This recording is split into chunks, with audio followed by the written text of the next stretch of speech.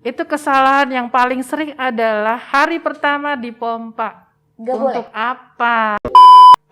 Supplementary nursing system. Itu apa tuh? Jadi ASI kering itu sebenarnya ya itu tadi karena ibunya nggak niat.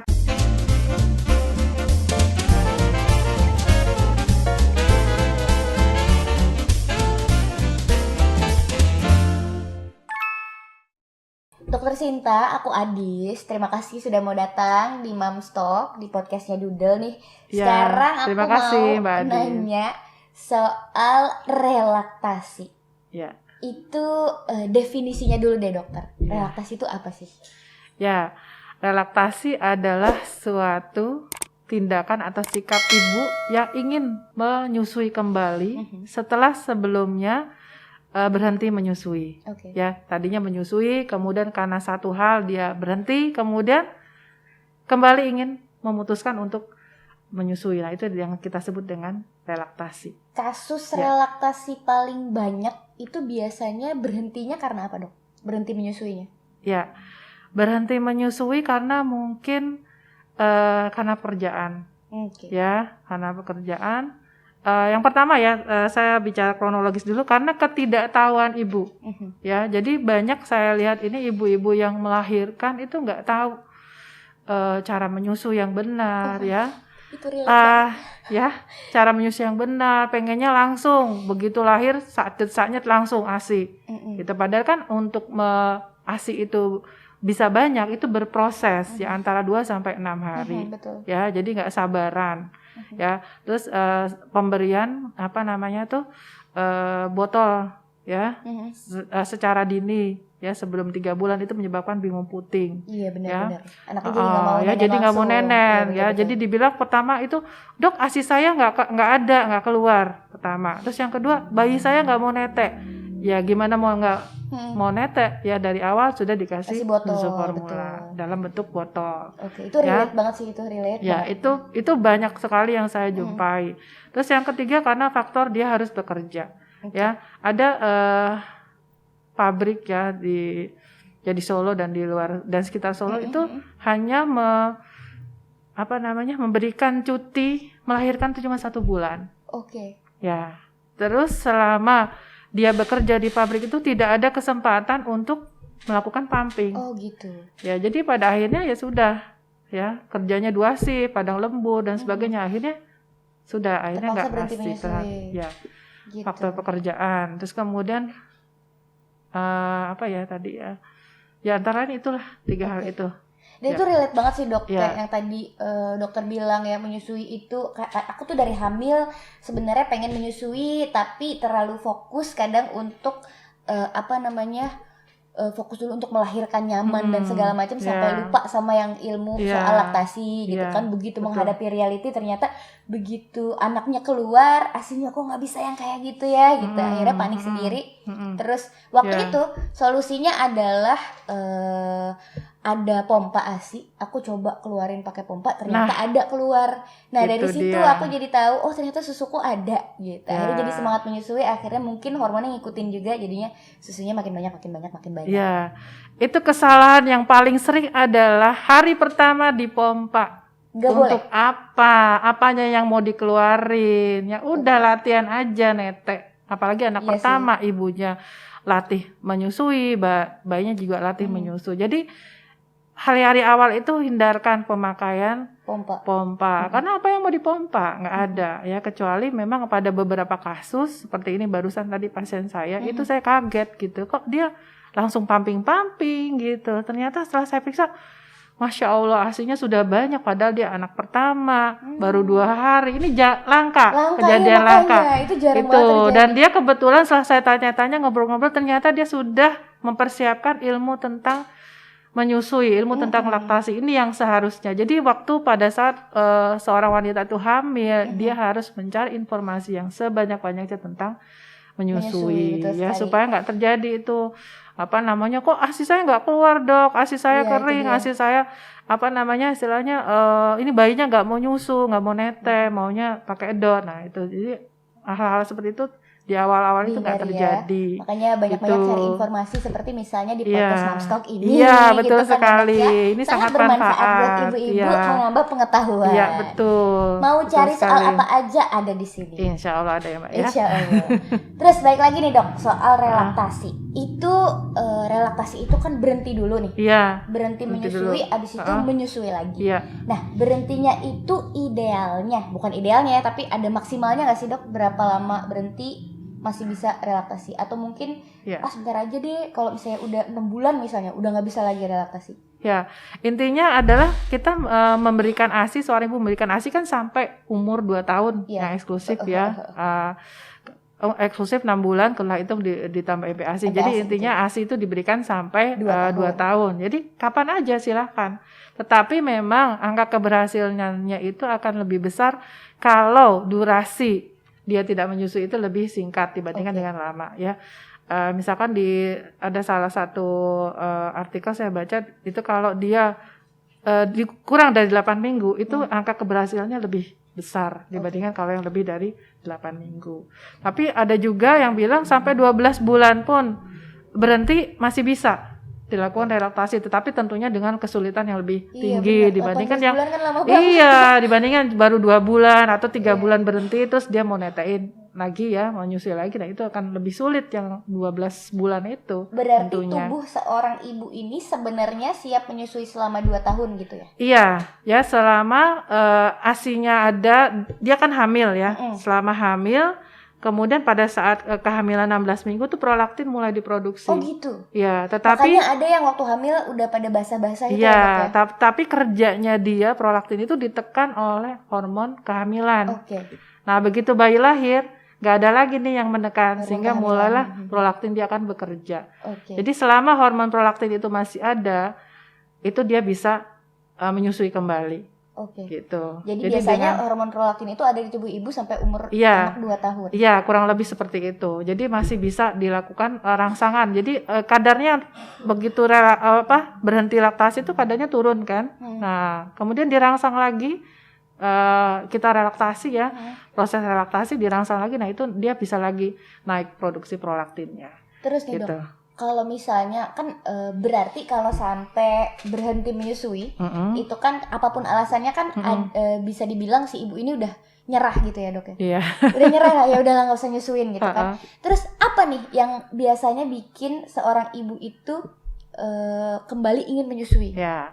Pertama, setelah dia mendapatkan pengetahuan, ya, setelah baca-baca gitu, oh ternyata, jadi taunya belakangan gitu, waktu dia hamil itu dia nggak tahu gitu kan, begitu dia berhenti menyusui kok dia lihat dari baca-bacaan itu atau informasi apapun dia dapat kok ASI itu ternyata manfaatnya sangat besar, ya, itu pertama. Terus yang kedua lihat pengalaman teman-temannya, ya lingkungannya. Oh ternyata anaknya ASI itu nanti lebih cerdas, ya lebih sehat, ya nggak jarang sakit, ya lebih perkembangannya kok lebih lebih baik dibandingkan dengan anak yang tidak diberikan ASI itu ya. Jadi ibu ini mendapat pencerahan, ya pertama. Terus yang kedua ternyata setelah lepas dari ASI dan memutuskan untuk berikan support, ternyata anaknya alergi. Nah, itu dia. Alerginya apa? Bisa diare berdarah. Kan panik kan kalau diare berdarah. Iya, diare berdarah. Kemudian merah-merah badannya semua, urtika, reaksi alergi di kulit, reaksi di pencernaan, reaksi di saluran napas. Sering batuk, pilek terus. Coba kan kasihan anaknya buntet terus hidungnya sepanjang malam. Ya kan? Nah, terus diputuskan untuk memberikan susu formula yang anti alergi. Ternyata mahal. Ya, dan kadang-kadang misalnya kalau tinggal di kota kecil kan susah dapatnya. Iya benar-benar. Ya, susah dapatnya. Belum tentu mampu juga. Ya, belum. Jadi intinya untuk beli aja juga mungkin dari faktor ekonomi nggak mampu. Yang kedua ada ketersediaannya. Ya, nah ini yang susah repot, susah. Ya. Dok, ada juga nih akhirnya, pengalaman. Terus ya udah mau nyusuin lagi. Pengalaman gitu. Ada satu relasi aku lah ya, itu dia sempet juga tuh yang kayak yang dokter bilang, anaknya ternyata dia setelah lama nggak ketahuan ini minum susu, tapi beratnya nggak naik-naik, terus something wrong di mulutnya gitu, aku lupa apa, cuma ada yang salah dengan mulutnya dan matanya juga. itu katanya begitu dibawa kemana-mana divonis macam-macam dok, leukemia lah apa segala macam. Ternyata ada satu dokter yang bilang ini gizi buruk, padahal susu, dia minum susu. Ternyata begitu cek-recek dia alergi susu formula. Nah itu beneran bisa terjadi. Kalau susu formula alergi bisa bikin gizi buruk. Ya, kalau gizi buruknya itu karena dia itu tadi kan anak itu, jadi bentuk alergi itu kan tadi kan macam-macam, ada yang di saluran pencernaan, ada yang di kulit, ada yang pilek. Sekarang kalau anak sakit itu intake-nya gimana coba? Ya kan kalau pilek melulu, batuk melulu, otomatis dia kan nafsu makannya juga akan turun, bener-bener. Ya. Apalagi kalau udah dia lebih dari 6 bulan kan sudah ada MPASI. Belum MPASI. Belum MPASI. Oh, tapi kalau hubungannya dengan mata itu saya kurang tahu. Mungkin juga ada keganasan atau apa, mungkin kurang tahu ya gitu. Tapi yang jelas yang paling sering saya jumpai itu bentuk alergi di saluran cerna, di kulit dan di saluran napas gitu. Nah, kalau anak itu sering pilek, sering batuk, otomatis kan nafsu makan menurun, ya minumnya juga susah. Gimana kalau kita lagi buntet minum kan juga nggak nyaman gitu kan. Akhirnya intake-nya menurun ya, otomatis berat badannya juga nanti akan sulit naik. Terus gitu. Untuk anak-anak yang alergi sama susu tadi, daripada susah-susah cari susu yang anti alergi, mendingan relaktasi. Iya, gitu. Akhirnya si ibu memutuskan untuk kembali menyusui. Apa sih yang dilakukan gitu, yang bisa dilakukan moms untuk menyusui kembali? Ya, yang penting yang pertama adalah motivasi dan niat. Itu ya. Motivasi, niat bahwa ingin memberikan yang terbaik ya untuk buah hatinya ya. Nah, itu yang saya lihat itu yang kadang-kadang kenapa sih orang nggak gagal untuk memberikan aksi itu karena tadi niat dan motivasinya kurang. Apalagi nih relaksasi, jadi dia harus kuat dulu. Yang kedua adalah perlu dukungan orang-orang di sekitarnya, supporting team. Itu harus mendukung. Suami ya, kalau di rumah itu ada mertua, ya mertuanya harus mendukung karena proses relaksasi itu adalah proses yang memerlukan kesabaran. Ya, lebih sabar, maksudnya lebih sulit daripada waktu bayi pertama kali menyusui gitu. Katanya gitu ya, lebih susah relaksasi karena kan sudah pernah tapi hormonnya menurun, terus diadain lagi. Distimulasi lagi. Nah, karena itu mengapa pada konsultasi laktasi, pada relaksasi ya, konsultasi untuk melakukan relaksasi itu nggak cuma si ibu yang berkonsultasi, tapi ditanya ini di rumah, yang tinggal di rumah siapa aja nih, panggil semua. Gitu. Oh gitu ya? Iya. Gitu ya, jadi nggak cuma si suami doang, enggak. Padahal di situ ada mertuanya, ada ipar segala macam. Jadi kira-kira siapa orang yang akan terlibat dalam merawat bayi, itu semua dipanggil supaya satu suara satu kata dan mendukung. Ya kan nanti kan pas relaksasi udah kebiasaan dikasih dos, sufor, dikasih ASI, suruh nete, kan bayi nangis tuh. Kan sampai menimbulkan kehebohan. Eyangnya nggak tega, betul sekali. Udah lah nggak apa-apa. Dulu kamu juga dikasih suformula juga biasa. Sekarang gede bisa punya anak gitu. Ya gitu, seperti itu. Jadi dukungan orang-orang di rumah itu sangat penting. Ya. Terus yang ketiga, ya udah, just do it. Apa yang dilakukan yaitu skin to skin contact, skin to skin contact dengan metode kanguru ya. Jadi ibu melepas pakaian bagian atas, bayi juga ya, bayi hanya memakai pampers atau pakai popok, tempelin deh ke dada ibunya.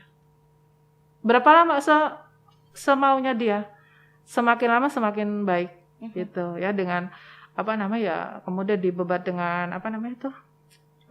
gendongan atau jari gitu, jadi biar benar nempel.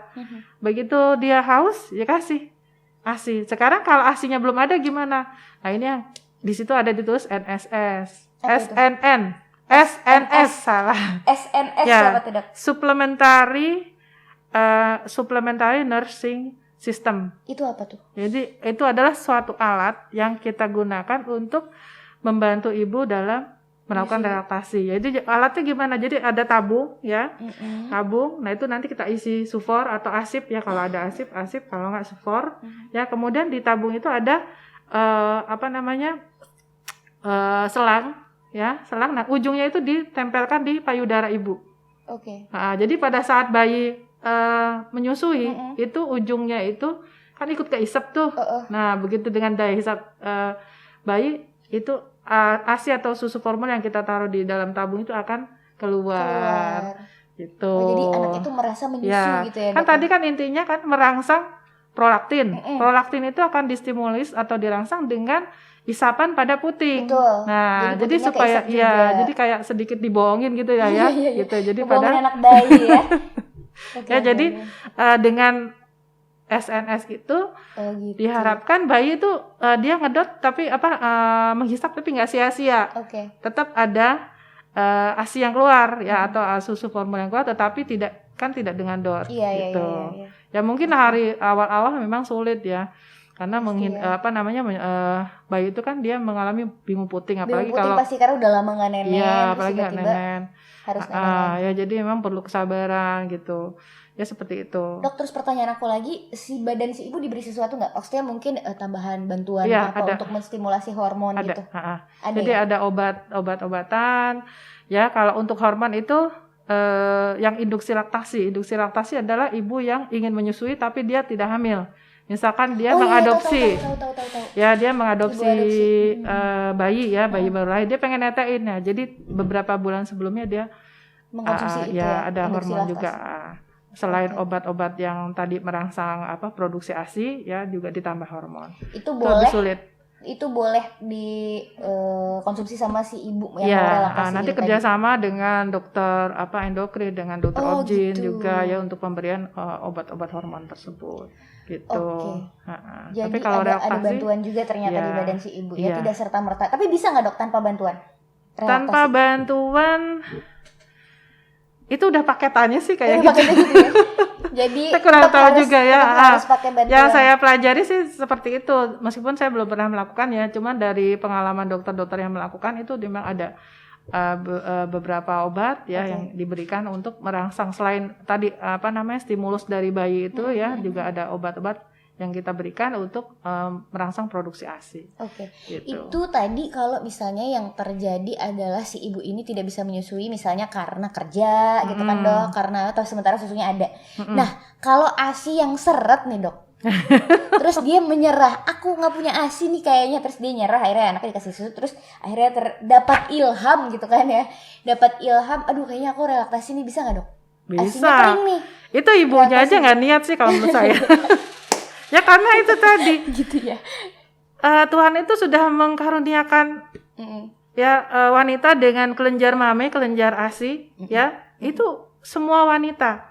Ya semua wanita normal ya, mungkin ada yang abnormal nggak ada ya, mungkin ya saya kurang tahu juga ya. Dok, ya. Itu kan beda ya.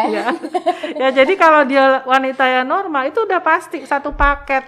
Ya begitu hamil maka kelenjar ASI-nya mulai memproduksi, tetapi kan nggak bisa banyak karena hormon prolaktinnya ditekan. Itu udah satu paket, tergantung nanti itu tadi saya bilang mau nyusuin apa enggak, niat apa enggak gitu loh.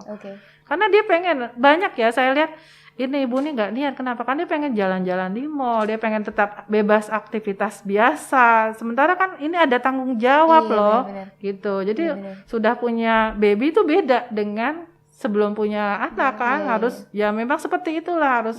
Jadi kadang-kadang saya lihat selama ibu itu tidak niat ya gimana dia mau satu lagi sih dok, menurut aku support system. Itu kan? Support system itu penting. Itu juga aku alami juga tuh dok. Jadi kakak aku sendiri tuh ASI-nya berlimpah. Aku yang biasa aja gitu. Kadang-kadang orang-orang di sekitar itu suka kok sedikit ya, kok dia, kayak lo kok gini ya gitu. Kayak ujian, jangan jadi nyontek. Makanya aku juga sebenarnya kitanya pengen nyusuin tapi kadang-kadang omongannya kok dikit ya, emang segini sedikit ya gitu kan, jadi nggak tahu. Tapi pada akhirnya masih menyusui sampai sekarang, anak aku usianya 21 bulan. Semoga bisa ibadahnya diterusin sampai nanti umur 2 tahun. Nggak usah lebih-lebih. Ya jadi kalau ada yang lebih juga ya dok ya.